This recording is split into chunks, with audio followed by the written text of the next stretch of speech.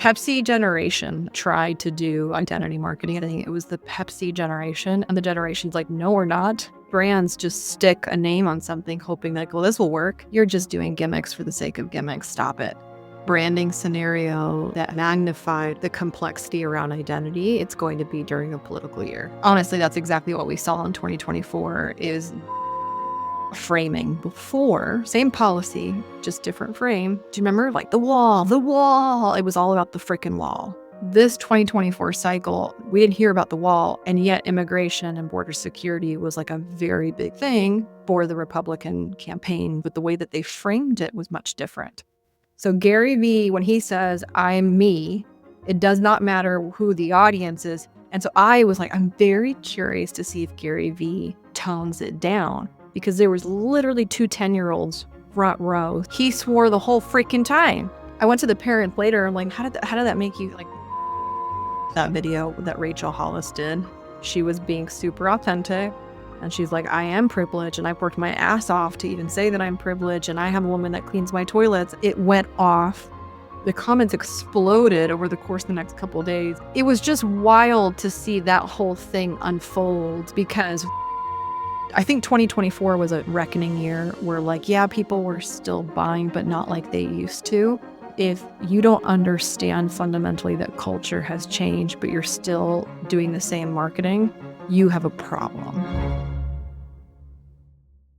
The Jaguar's rebrand campaign, a good identity marketing or bad identity marketing? It's not even bad. It's like, not to be too on the nose, but kind of a car wreck when it comes to some of a rebrand. And it's really sad because I actually had a lot of affection for that brand. I grew up in South Florida, which is known for being, retirement centric part of the country. And so we actually had a ton of people on the road where I lived driving Jaguars, and proudly so, because it's elegant, it's classy, it had a very specific feeling of like sophistication. And so to see them completely abandon ship on anyone who's ever purchased a vehicle from this brand in its history, which is a very lengthy one, to this, stark difference. Like you wouldn't even know that it wasn't even like a maturity of a brand to another. It was a complete divorce. It's like dad left and got a new life of a rebrand. And I just thought it was very disingenuous to the people that took them this far. I don't know why they would take such a hard right and not take anything that people loved forward. I wasn't a fan, not especially in contrast to Volvo, who nailed it within the same week, same month that this Jaguar campaign was released. Yeah, so I saw the Volvo ad, the one with the pregnant wife, and if you think about it, like that Volvo one wasn't really identity marketing, right? Because they weren't trying to appeal to an identity, whereas in Jaguar was more like, from the outside, Jaguar is more of an identity marketing, right? They were actually trying to appeal to like identity. So where did they go wrong? Like what's? I disagree. So let me give you my perspective as a XC90 driver.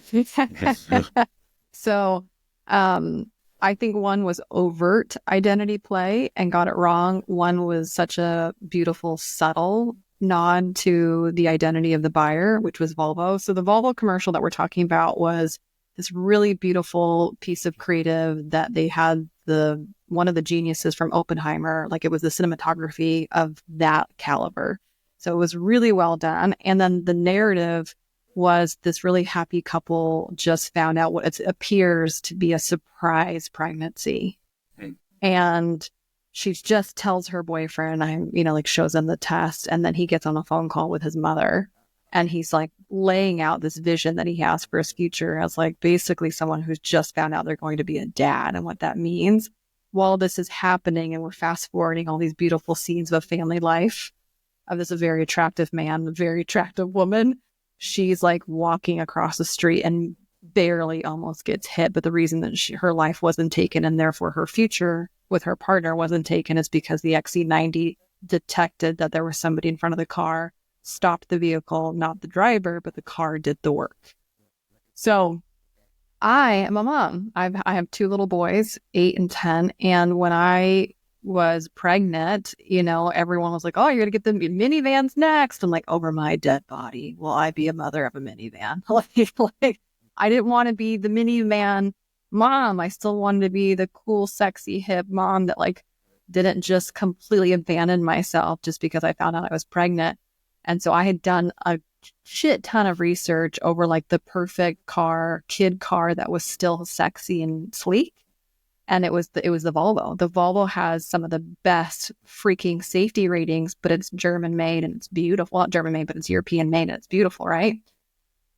So I've had my Volvo the entire time that I've identified as a mother, but not just identified as a mother, a very specific type of mother that I wanted to be. I wanted the car that I could take the kids to and from school, but I also wanted the car that I could show up to a client appointment in West Palm Beach County if I needed to.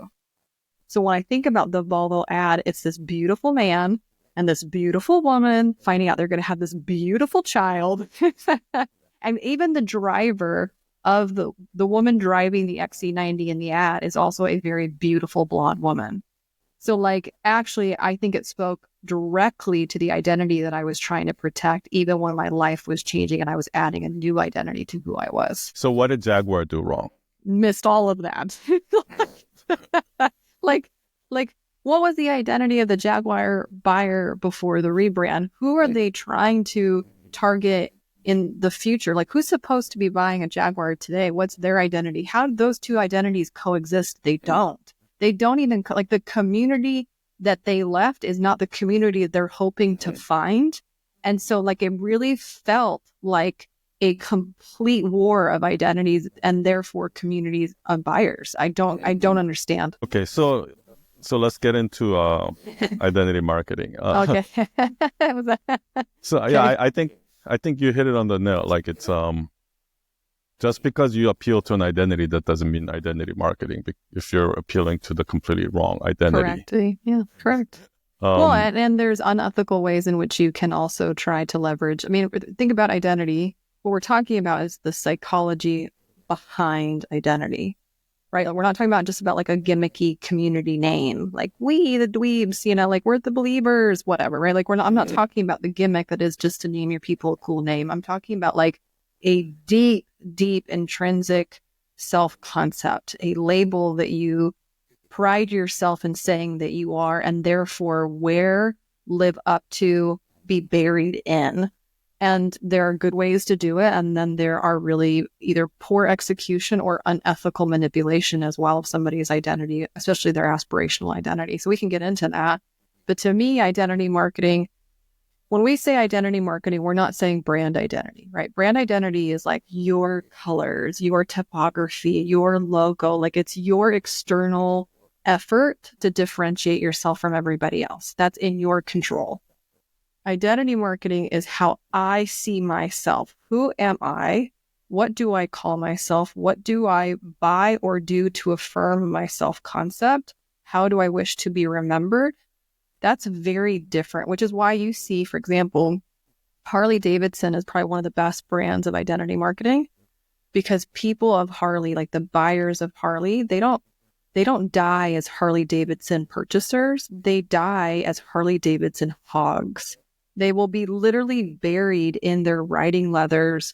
And this one man in Ohio literally spent 18 years planning his Harley Davidson funeral so that he could be buried sitting on top of his Harley Davidson in a plexiglass coffin, being lowered into the ground so the world could see him being buried in his identity that was a hog.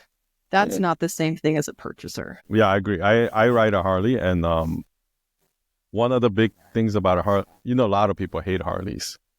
Like in the motorcycle world, like people who ride like the European like cafe racers or the whatever, bullets. like or the sports bikes and things like that. They're constantly making fun of Harley Davidson, Sure. right? And but the thing about Harley Davidson is I think there's like some sort of a heritage. It's been around for 100 years. 100%. 124. Yeah. They go out of their way to manufacture all of their bikes in America. Yep.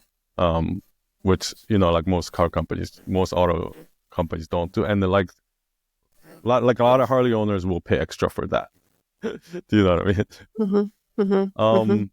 Well, and it's the culture. It's the culture that the brand feeds into supports, like even the history of the word hog. So Harley Davidson has been around since the 1920s, right? But hog, that term, now it's known as the Harley Owners Group. That's the acronym. But actually before that, hog was just an affectionate term that riders would call each other, because back, I think in like the 60s or 50s, they would win their like motorcycle competitions, and they would literally put a pig on the back of the bike in celebration. So they call each other hogs. And then the brand Harley Davidson heard about this and was like, ooh. And then they gave it meaning like the Harley Owners Group. But really, the people named themselves hogs before the brand even took notice. Yeah, maybe that's where Jaguar went wrong. Sure. Because, I mean, I think it happened a few years back with Budweiser also.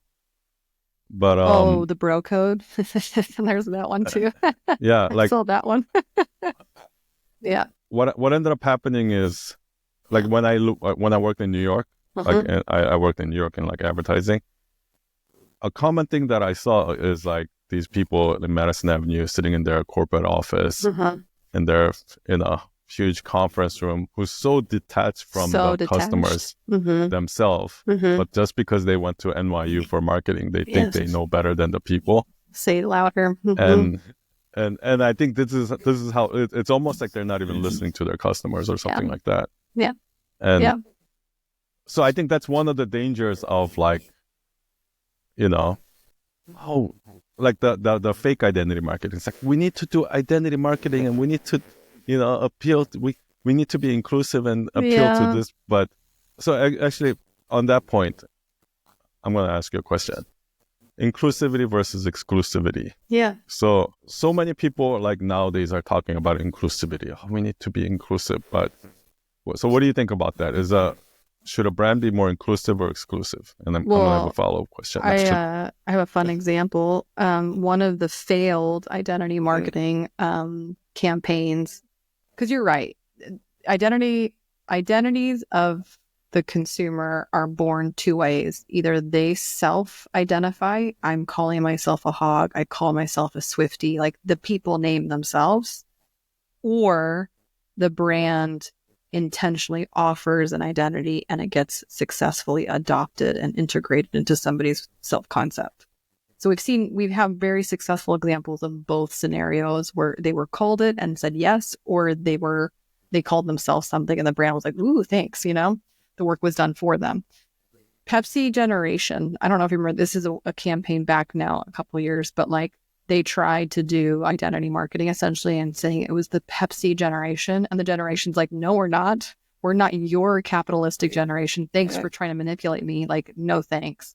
So there are examples where brands have tried to include people with this generic kind of like label, and they didn't think ahead to be like, one thing is to call a community a fun name. That's where marketing ends, right?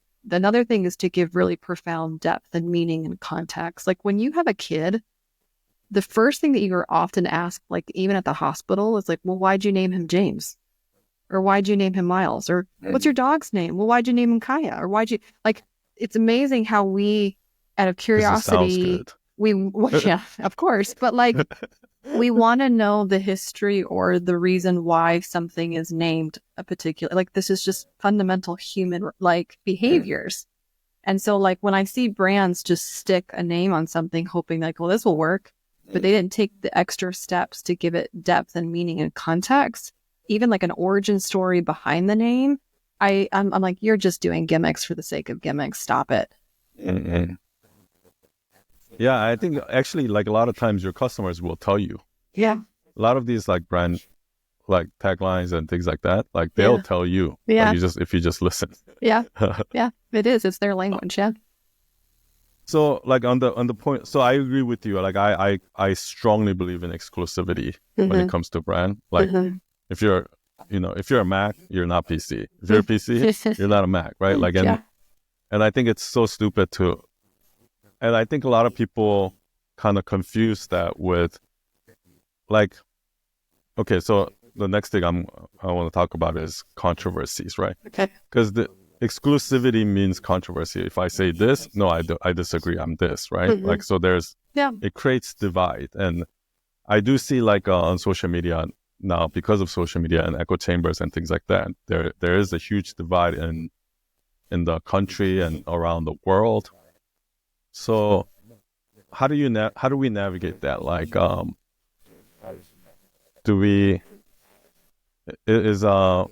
the next question I was going to ask you is the difference between marketing for corporate brands versus politics, right? I was just going to bring up politics to answer your question. This is funny that you're bringing this up, because I'm like, man, if there was ever a marketing branding scenario that hyper magnified or showcased the complexity around identity, it's going to be during a political year, right? Like, it just is. It's fascinating how one brand has to essentially persuade 51% plus to identify as that party to then get the vote for this launch, right? And that's honestly, that's exactly what we saw in 2024 is the complexity of identity being showcased. And it's funny because, like, I have a lot of good friends who actually work up in Washington, D.C. or New York. And so, like, they're in, like, the backyard of this, like, political, like, you want to talk about echo chamber. Oh, my gosh. That's the only thing that people really talk about when you live in D.C. And then, ironically, I grew up in South Florida, which is also a swing state. And then my family and we moved to North Carolina right before the pandemic. So now I went from one swing state to another swing state. So literally, my entire life, I have sat front row to both political parties hammering down their messaging, their positioning, their brand imagery on top of me and my family and our household. And so I got to, like, literally be a marketing witness to both groups doing their damnedest to get, the vote. And so it's fascinating to watch them do it. And I think what was really interesting about 2024, it was like the revolution was the opposition to identity politics.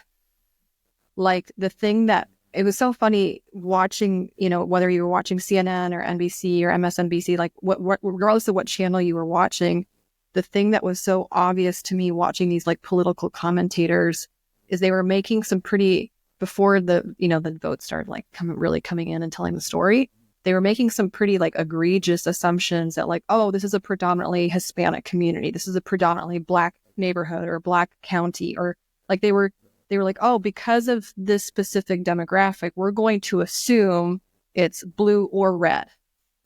And so when the final numbers were totaled in, that was a complete revolution, a complete revolt to that thought process. Like, Miami-Dade is a county that has historically, for the last, 3 or 4 decades, have been blue, blue, blue, blue, blue, and now it's red. And Miami, if you ever traveled to Miami anywhere in the world, it is like the melting pot of every single walking person and all of the colors and all of the things. And that one county with all of that representation went red. So what does that now mean for identity politics? So I think it's really interesting. I don't know how much you want to get into this, because I know it's a little bit of a controversial topic. How would you relate that back to identity marketing? Is it the same type of identity you're talking about? Yes. No. Yeah. Yes and no. So when I say identity marketing, I'm not talking about demographic identity. I'm not talking about woman, man. I'm not talking about how Meta wants to advertise to me and this is how I can target you. I'm not talking about those checkbox identities.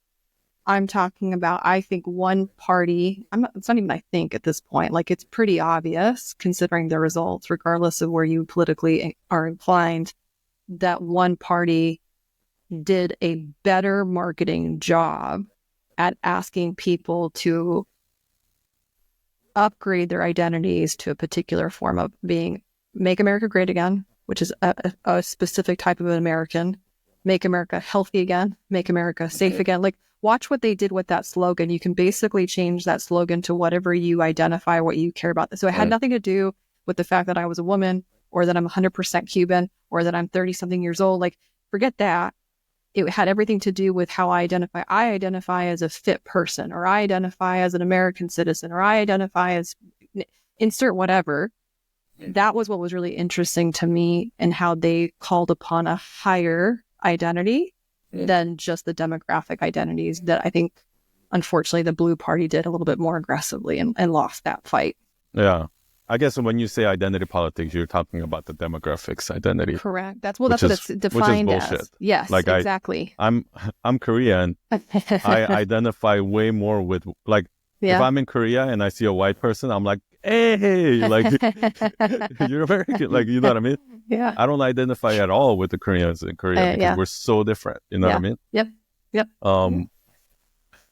So going back to the whole divide thing, right? Yeah. So one of the things I always struggle with is like I feel like I'm constantly promoting, like by me saying like be authentic to yourself, like speak your opinions and blah, blah, blah, and like know who you're not targeting. I feel like I'm almost promoting divide, right? Which I think is amazing in business sense. But at the same time, I do see the divide happening in America and just in culture, which I'm not sure if that's such a great thing. Yes, and like, let's use the improv rule of yes, and yes, by being unapologetic of who you seek to serve and who you do not seek to serve, it can be accused, well, you're clearly not for all. It's like, correct. I'm not for all, nor do I want to be for all. Not because I think that I'm better than you, just because I'm not meant for you. And so I think sometimes people, sometimes I think brands are held to this almost like the virtue signaling or the virtue whistling. Like, well, if you're not for all, then you don't, if you're not for all, then there's something fundamentally wrong. And it's like, wait a minute, like there's 8 billion people in the world. Of course I can't be for all. Like I'm not supposed to be for all. In fact, it would be so disingenuous if I were to tell people that I was the perfect service provider or the perfect product or the perfect creator for all of you. Then no one feels seen. No one would feel seen.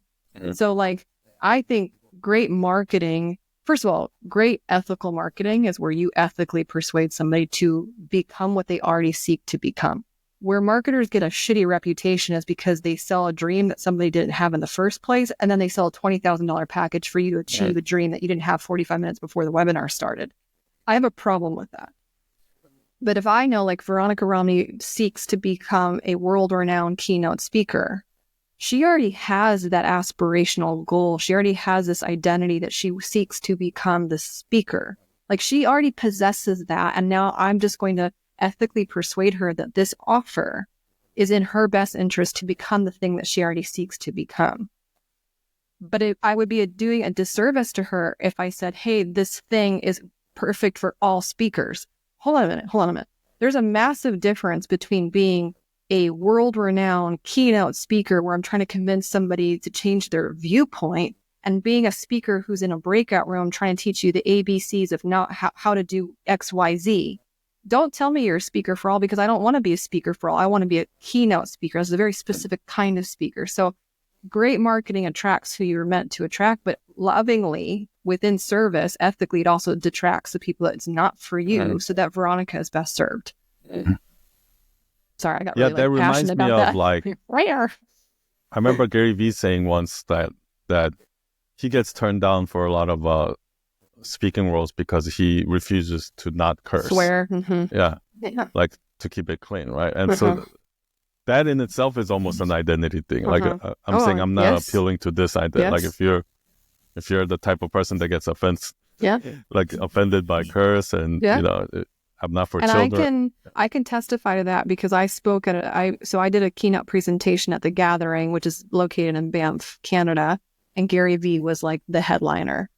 And he came on, and mind you, there was actually quite a few preteens, teens in the room because they were the kids of the founders of the organization, or just like kids were invited to come that they weren't just not, invited to come. And so I was like, I'm very curious to see if Gary Vee tones it down, because there was literally 2 10-year-olds front row sitting next to the people who just hired the guy to be the keynoter. He swore the whole freaking time. And then at one point, and it was actually a really beautiful moment, he directly spoke to one of the 10-year-olds. He's like, hey, how old are you? And the little boy was like, I'm 10 or 11. And he's like, hey, and he like directly spoke to that little boy and gave him counsel and advice after just saying the F-bomb like 7 times. And I went to the parents later. I'm like, how did that make you? Like, they were just like over the moon that their child was spotlighted by Gary Vee and was given that like personal attention in a room full of 1,500 people. So Gary Vee, when he says, I'm me, it does not matter who the audience is. He is actually, and I was a witness to that just recently in October. So so a lot of the people that I talk to, and I'm sure you do too, can you think of somebody that's like, might be like, oh yeah, I'm going to be myself. I'm going to be authentic. And then they start posting content and they get this one negative comment that disagree with them or whatever it is, or they're thinking of this one person who might, who might be a hater or something like that. And all of a sudden they stop and pull themselves back. And now they're not fully showing up as themselves, right? What would you say to that person? I don't know her personally. But as soon as you were asking me that question, my memory, like the filing cabinet in my head, went immediately back to that video that Rachel Hollis did, where she was being super authentic.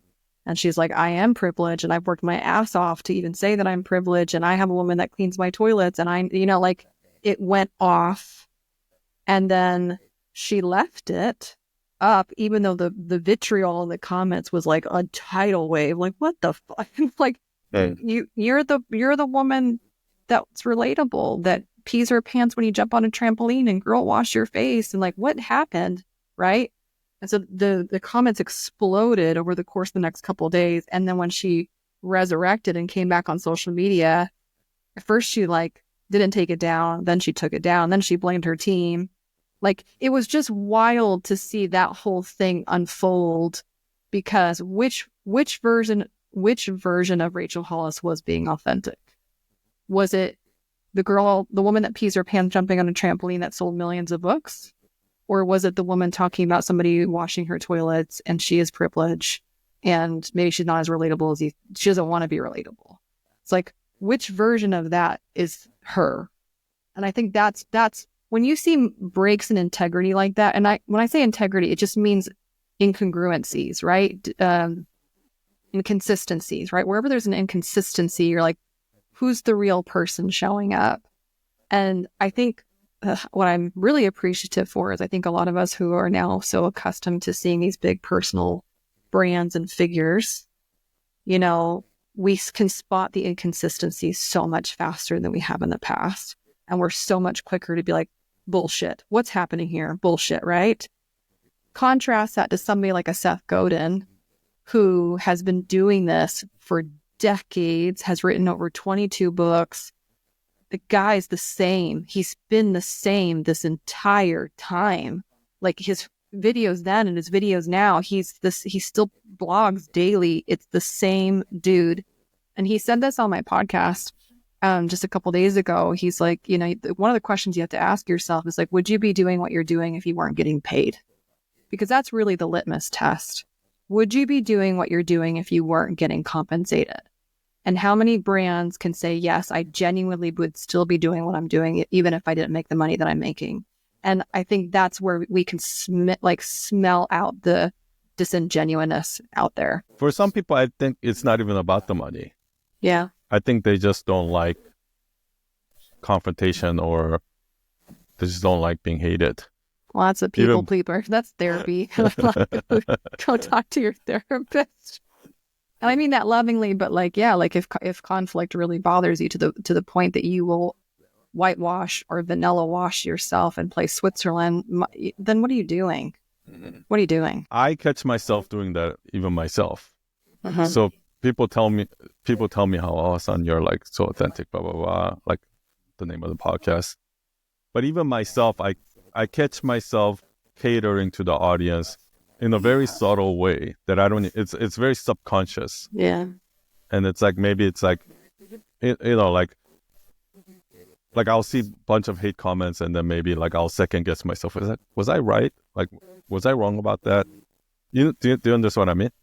No, of course. And by the way, for content creators, It is challenging because more often than not, we are creating content in isolation.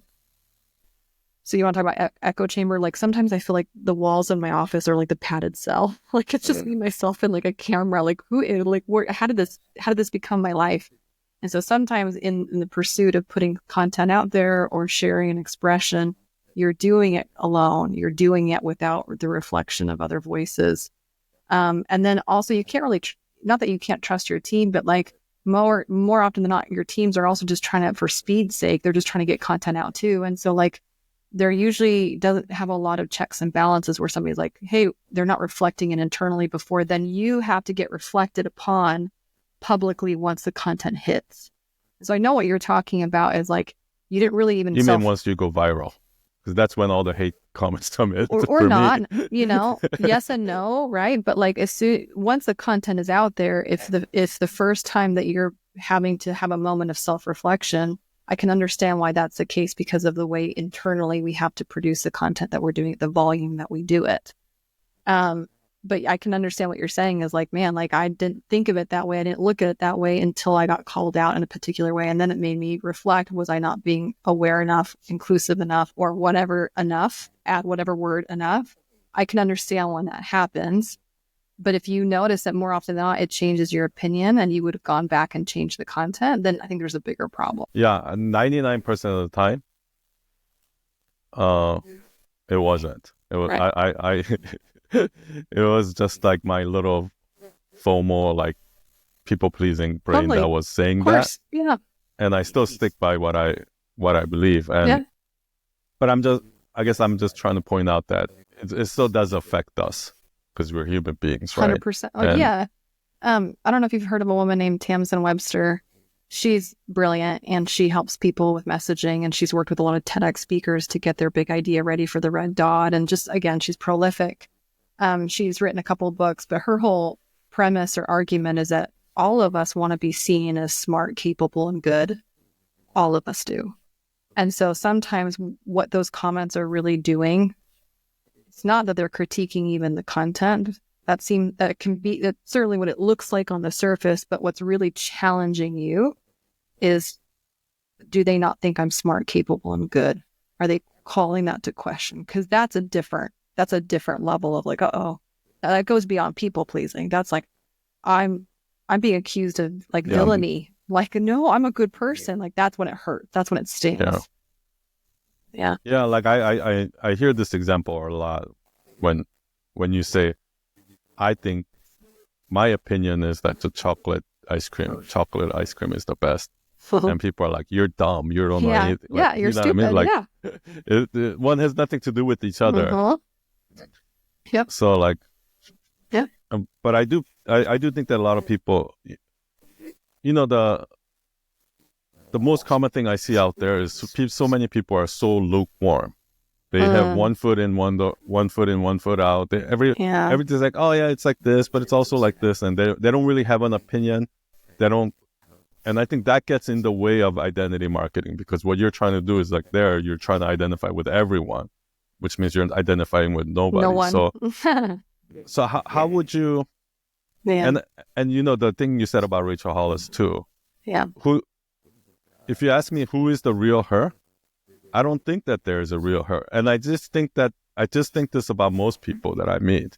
Yeah. Most people that I meet, there is no real them. The real them depends on who they're talking to. Do you know what I mean? Like they literally change when they talk to their boss, and then they talk to their employee, and then behind their back they say something else.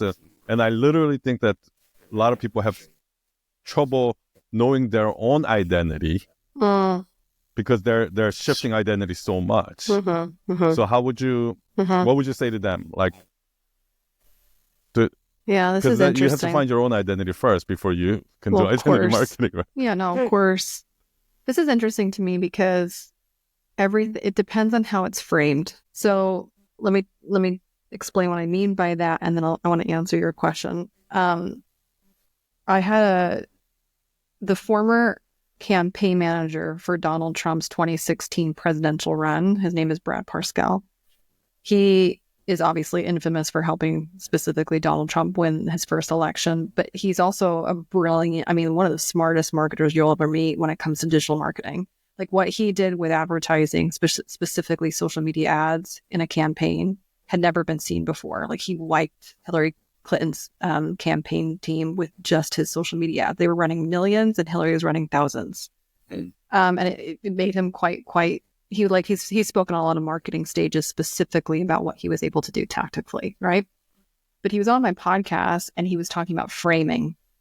And he's like, let me give you an example of it's the same freaking policy, but it's framed differently. So he talked about like basically border security and immigration.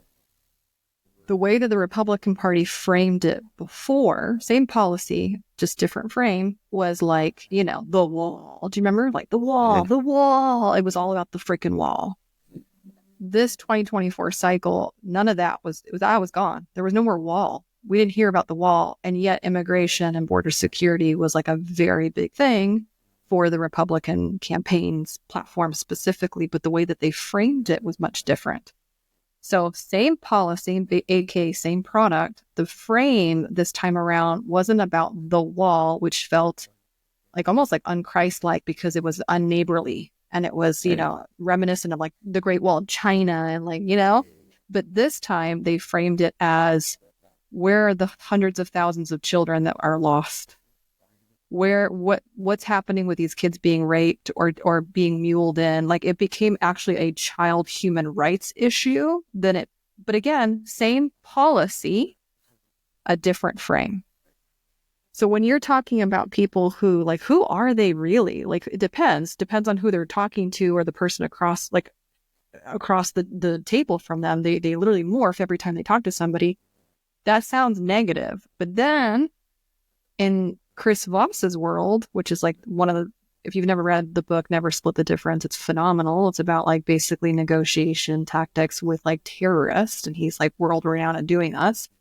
One of his top tactics is mirroring, where you mirror the person like across the table or across the phone from you who like you're negotiating with. And so somebody's coming in with a very specific tone, you match the tone. If somebody's coming in softer, you match and that really disarms somebody when you mirror essentially what they're giving you.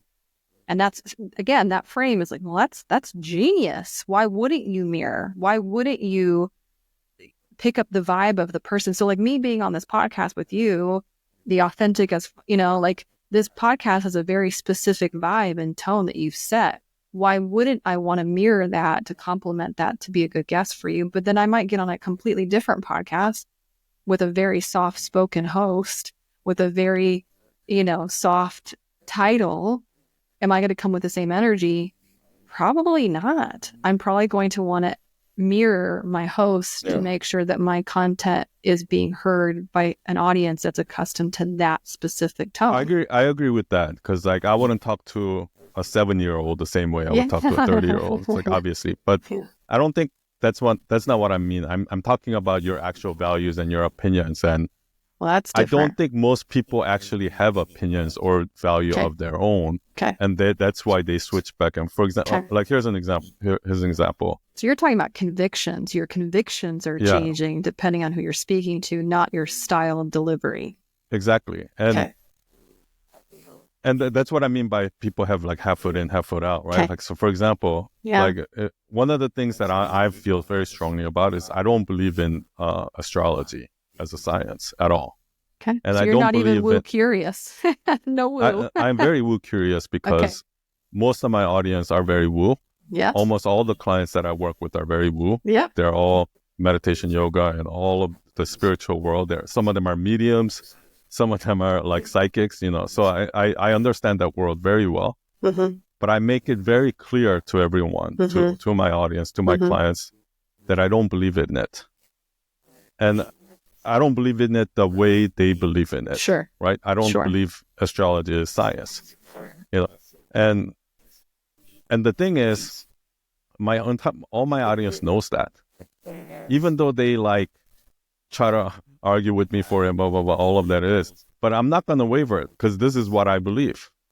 And I strongly believe that. Therefore, I'm not going to just because you're a woo person. I'm not going to try to offend you or something like that. So usually, like, what I'll say if I'm talking to somebody that's very woo, right, that's very into the spiritual world and things like that, I'll say, I understand where you're coming from, and I've experienced that too, and I can clearly see why you believe that, but I don't believe it for this reason. You know what I mean? Sure. So I think it's a little bit different. I don't think people actually, because like 1 minute they'll like, and I see this happening even with my podcast guests sometimes. Like I'll talk to somebody who, and then I make it clear that I don't believe that, and then they change their change their views a little bit, right? Like, and I'm like, oh yeah, I see where you know what I mean? Like, so okay, so what do you think about that? Is that's different than like just changing your tone, right? Yeah, and I think that I'm glad that we made that. I'm glad that we distinguished or differentiated what we were saying, because there is a big difference between messenger style or delivery of message, that I do think it's appropriate that if you want to actually be heard, say it in a way that can be heard. So that is important. But if we're talking about people having loosely held convictions, that's a problem, right? That is a problem. And this is what's interesting too, because like, for example, in like the political arena, when a politician changes his or her stand on a policy, it's like, you hypocrite. Like there's the like immigration. There's no room. With the Kamala Harris. There's no room for maturity, or hey, now that I've studied this out and I've come to understand more than I did then, my opinion has changed. Like that, like no, like they get murdered in a way when they change or they flip on a policy, because it's immediately the morale or the reasons why you flipped are called to question. And yet I see it all the time. Like the convictions that I held pre-children and the convictions that I had after I birthed humans, and now I'm responsible for raising the next generation. Like, holy shit. Like, right? So it is interesting that I do think that people's convictions, of course, will change in the course of one's lifetime, because literally more experience, more wisdom, more empathy of going through experiences that you didn't have information for, right? With that said, though, and I think this is our self-reflection, like if you're someone who all of your convictions are loosely held, or all of your convictions can be persuaded otherwise, or all of your convictions get diminished as soon as you're against somebody who has a stronger personality than you, that's an invitation for you to figure out who the hell you are, where do you stand. But some people, like to your point, I think what you're also trying to say is like some people don't even know who they are, but what you're saying too is like they're not even aware that they're doing that. They're just like trying to freaking survive. Yeah.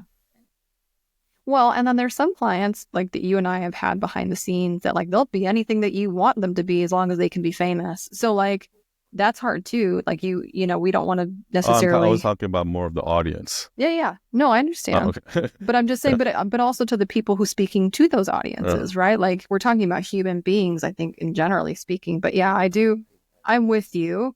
I do think that convictions can change, but I also think that like if you're a person whose convictions are always Gumby, they don't have a backbone, I think that's an invitation to further. I change opinions all the time. Yeah. Like, and everybody in my office knows, like I'll be 100% convicted about like, no, this is the right blah, blah, blah. And then the week later, I go to my team, I'm like, no, like actually, and then they'll call me out. They're like, son, last week you said you were so convicted. You're 100% sure. It's like, I said, yeah, I was wrong. But that's the thing, right? I think there's a difference between changing your conviction and saying, yes, I was wrong. Oh, extreme ownership. Yeah. Like what the Democrats did this time around, when they had a complete one idea on immigration, and now they've completely 180 switched it. And they never once said we were wrong. My bad. Do you know what I mean?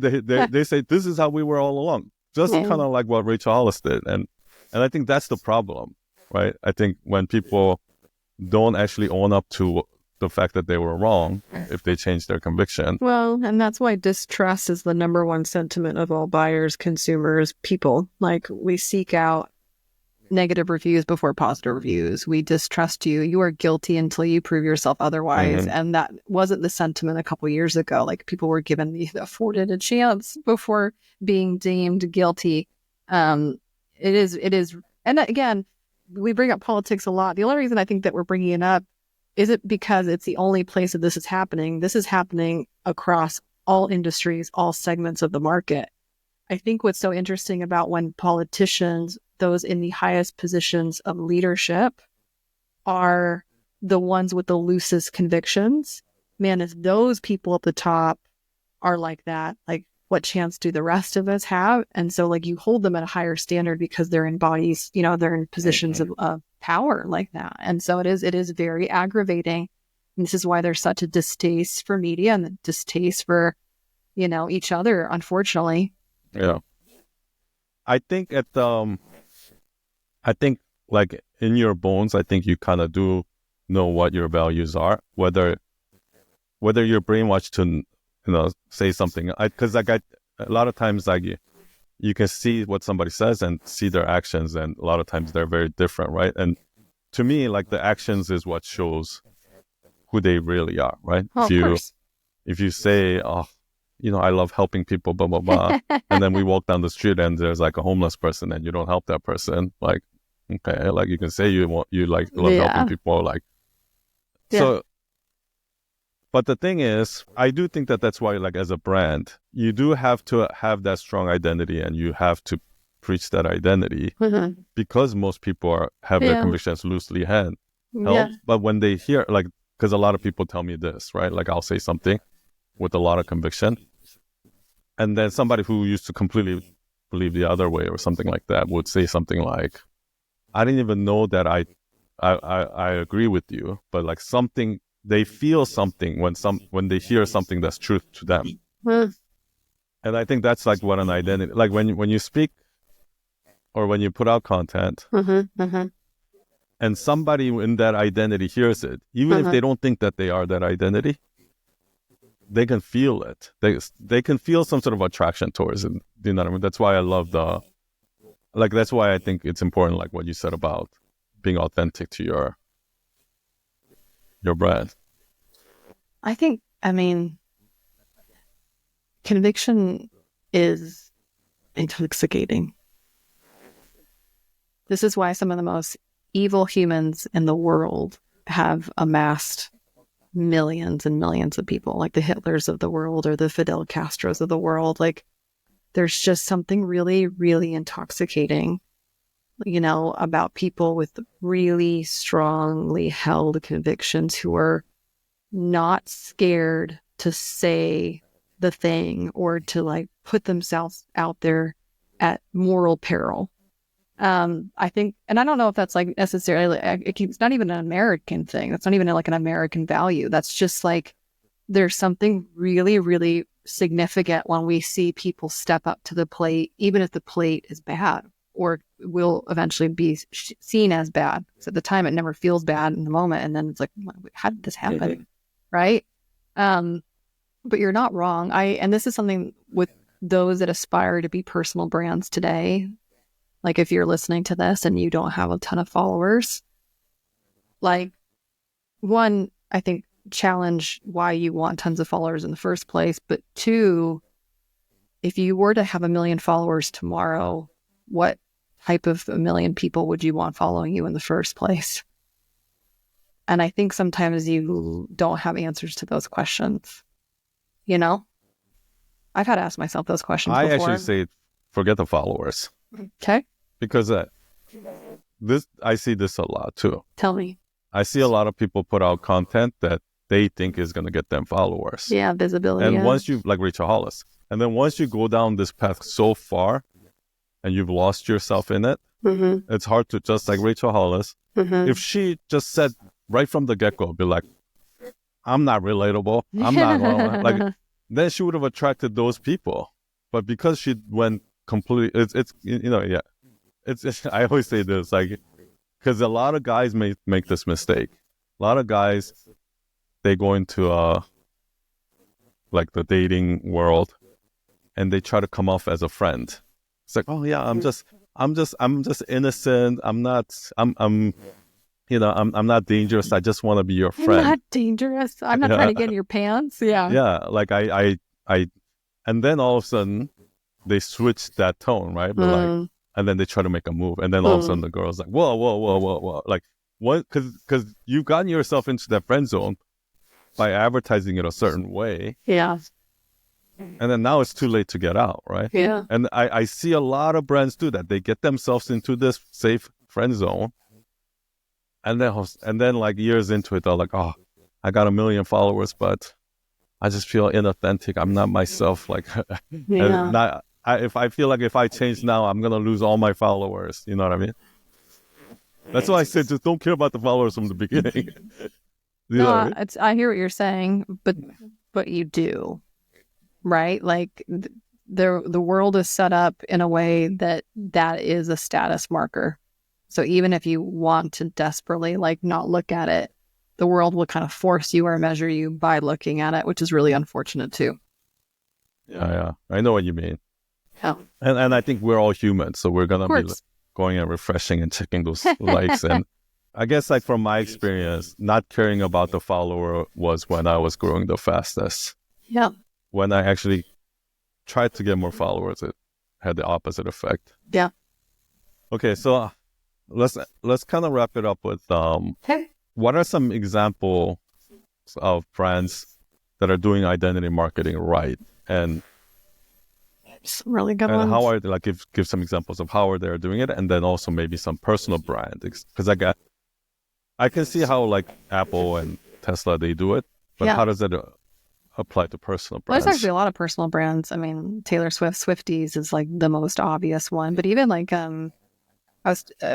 there's a football player, his name is Brandon Marshall, and he's on a crusade right now to really help the athletes be treated as if they were the media entities themselves, not just like the teams that they are associated with.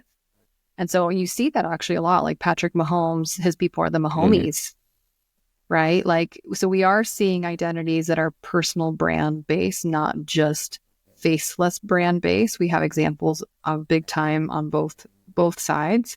We also have examples in my book on small businesses that you may have never heard of that have done a phenomenal job at leveraging identity. One of my favorite stories is Sarah Calhoun, who is a female business owner of a company called Red Ants Pants. And this company is now 20 years old, but at the time, she basically herself was seeking out workwear for women. Like, she was like, chopping down wood and in the farm and like real manual labor that I think a lot of people think, oh, that's a man's job. But she's like, no, there's a ton of women who are doing these jobs.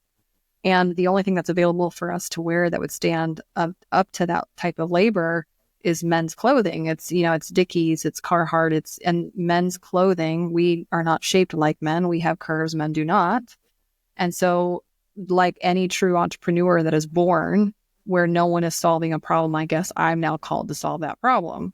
So she moves to Bozeman, Montana, which is like, in the middle of nowhere, rural America. She's sitting in a cafe her first weekend in Bozeman. And she has, do you remember those books, like Small Business for Dummies? Like she's reading this like neon yellow book, Small Business for Dummies. And this man, taps her on the shoulder and he's like, hey, I see the book that you're reading. Like, tell me your story. Are you starting a company? She's like, yeah, these women, like we need workwear that fits our shape and there's just nothing available. No one's willing to do it because they don't think it's marketable. It's not going to make a ton of money. Lo and behold, this man had just completed 20 years working at Patagonia. And not only did he think it was a great idea, he specifically told her, like, you need to move on this fast and I'm going to help you. And basically opened up his Rolodex of contacts, manufacturing, all the things that she might need to basically produce her own pants for women. And she calls it Red Ants Pants. Now, she made the decision early on in this journey that she wanted to sell the pants directly to the women. She didn't want to like go through a third-party retailer. So B2C. Now, B2C retail is kind of hard, especially most of the women that need these pants are in the middle of freaking nowhere. They're on the cornfields. They're in the cow pasture. They're in the middle of America. So she basically recruits her sister, the dog, the border collie, and like this Airstreamer, and she takes the pants on the road with her, town to town, and called it the Tour de Pants. And she invites the women to be a part of the colony, to join the ant hill. Because in a red ant colony, it's the female ant that does all the work. Only the male ants breed and die. Mm-hmm. So it's a really fun play.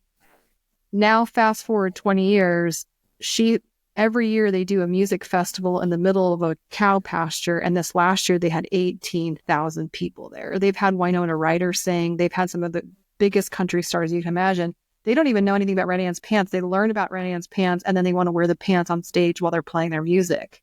It's become this swell of a community that they affectionately call themselves the colony, the anthill.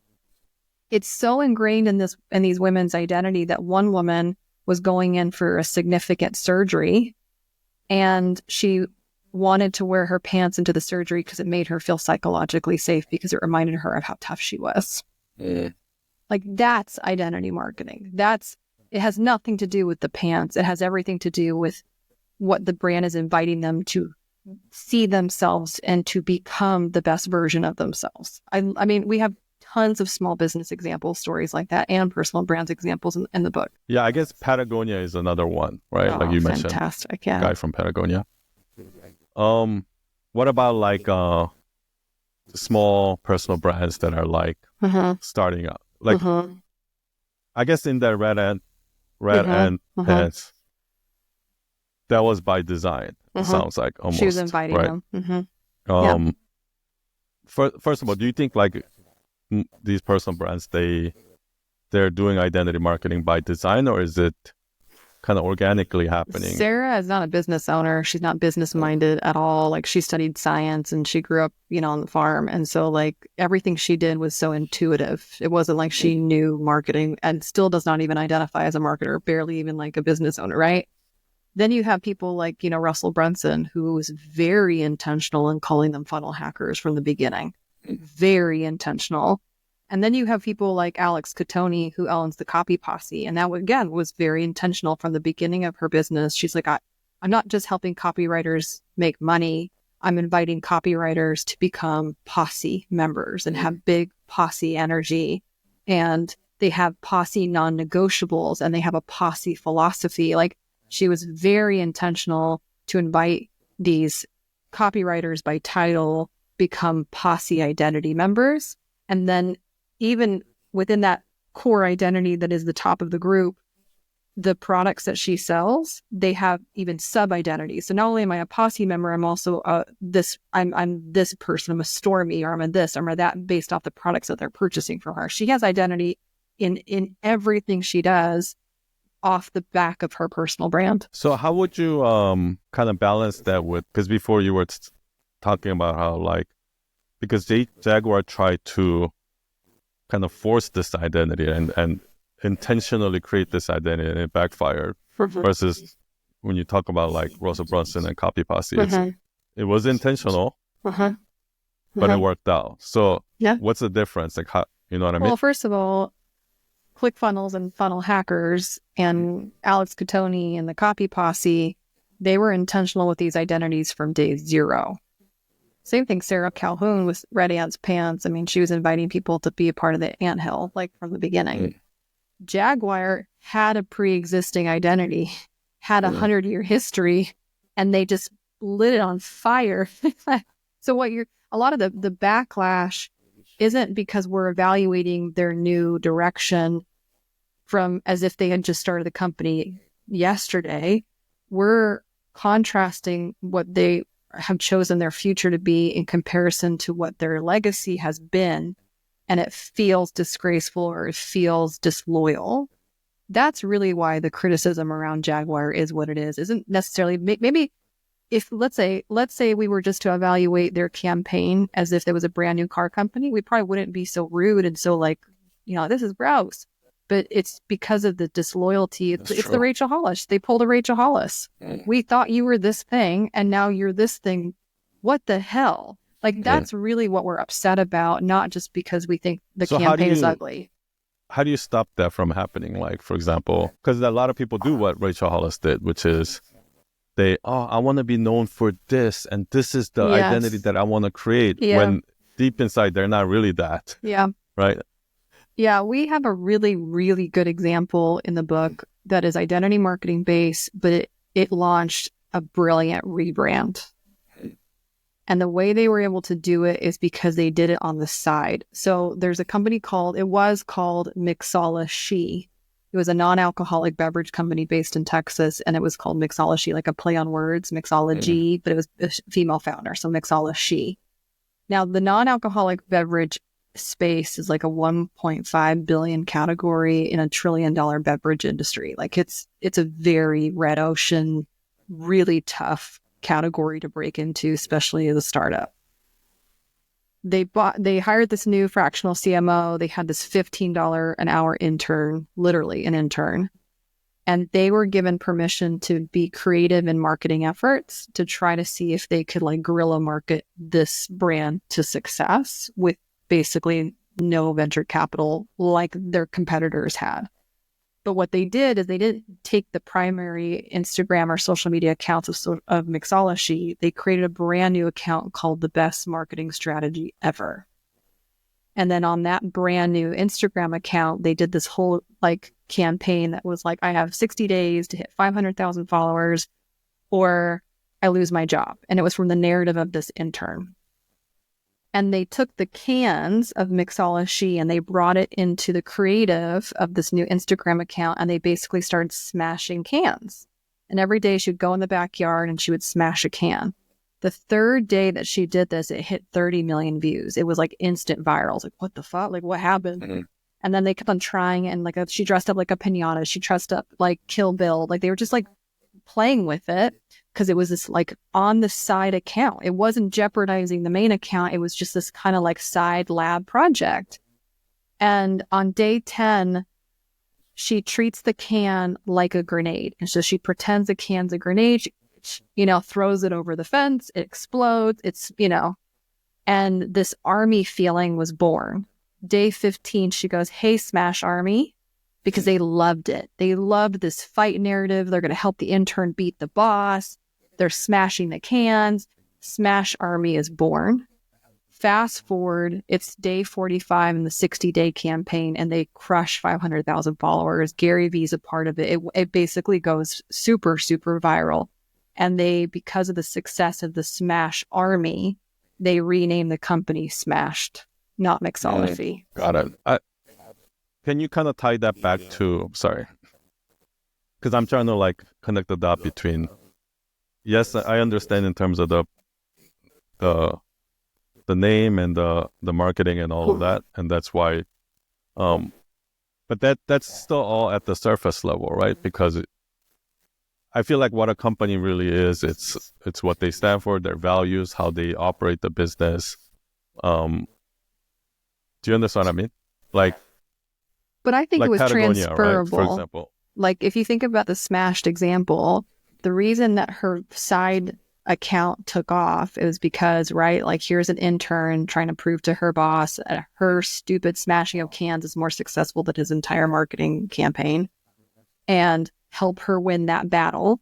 And now that the whole company is called Smash, they're inviting the army to help them win the battle of shelf space in Walmarts, help them win the battle for investor capital. Like now the Smash Army is trying to help this underdog of a beverage company be successful. So like they've taken the feeling and the sentiment and the depth of meaning that it means to be a Smash Army member and like go for the underdog. And now they've transferred that successfully to the whole company. Yeah. Actually, it's brilliant what they've done. So how can a personal brand, so let's say like I'm a coach or like smaller brand coach or course creator or yoga teacher or whatever. Yeah. How can I apply something like that for my brand? Like what would you tell those kind of new personal brands to, how do they get started? Yeah, well, first of all, most of the people that have gone through my identity marketing intensive, which is like a 2-day virtual workshop, have been personal brands. So like, this is not something that is only for the big dogs and the big brands with the big budgets and the big histories. We have now countless examples of baby personal brands or baby businesses successfully leveraging identity because of the 4-part framework that we walk them through. So yes, your people, even if you're just starting out, can leverage identity, but it more oftentimes than not, and you'll hear Nicole say this. Nicole was on my podcast. She's like, I think really what it was, the Smash Army was a version of me, because she was like this perfect Miss Texas beauty contestant, pageant contestant, and everything was always so polished. And then here she was given permission by her boss to like be stupid and crazy and fun and creative on the social media. Like, she's like, I've never showed up on social media that way. It was unapologetic. It was like, I want to talk about authentic. She's like, I think it was my most authentic self because I wasn't trying to be perfect. And then the army was like that too. So like, if you're a personal brand and you want to leverage identity, obviously we're going to go through the same 4-part framework to help you, but really would certainly require a self-reflection of your own identity too. Like, what is it that you stand for that you'd want people to also join that fight or join that effort behind it? Is that something that you help people with? Yeah, like, of course. And they can read the book. It's all in the book. The book is a how-to book. So, I mean, it's all there. Can you talk a little bit about the book? When's it coming out? What is it? What is it called? It's called Identity Marketing. Yeah. And the website is identitymarketingbook.com. Everything is in there. You can join us in our world. But it's officially going to be on release January 21st, 2025. Awesome. I'll put the link in the show notes. Yeah. Is there any last word you want to give to personal brands? Any common struggles that you see? Yeah, I think for me, I've been a marketer for 17 years and still going. And I have been guilty of upping the scarcity or the urgency to get people to buy by a particular date and time, especially if I'm launching or there's a, specific open and closed cart season, all that stuff. And it works. But I think 2024 was a significant reckoning year where people were still buying, but not like they used to. And I think that if you don't understand fundamentally that culture has changed, but you're still doing the same marketing, you have a problem. And so what I'm really hoping that this book will do is give a new way of marketing to people who want a new way to do marketing that is... There's such a huge difference between inviting somebody to become something versus buying something. And that's the whole point of the book, is less buy this, more be this marketing, because that feels really good to extend an invitation to become. Awesome. Thank you so much for your time. Everyone go check out her website, check out her podcast, and also go can people pre-order? Yeah, they can pre-order January 1st. Mm-hmm. Okay. Go pre-order yours. I'll put all the link in the show notes. Thank you. Thank you for listening. Thank you, Veronica. Thank you. And I'll see y'all next week.